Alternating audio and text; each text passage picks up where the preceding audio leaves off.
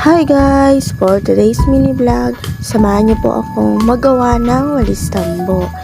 Fast forward ko na po pala ang video kasi masyadong mahaba.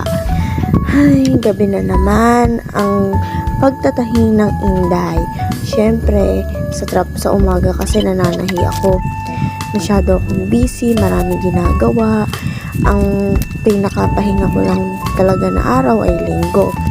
Pero dahil rush ang order, kaya kahit gabi, nananahi tayo.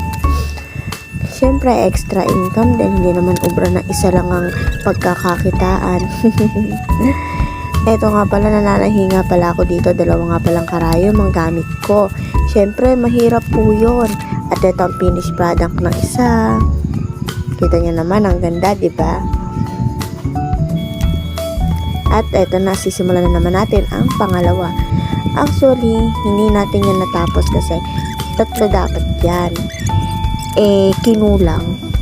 Bukas na lang yung iba. At dito, makikita nyo kung bakit ako matagal manahi kasi meron ditong istorbo. Makikita nyo dito ang pusang istorbo.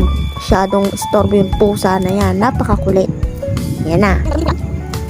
Kita nyo ang ginagawa. Ito nga pala, tapos na.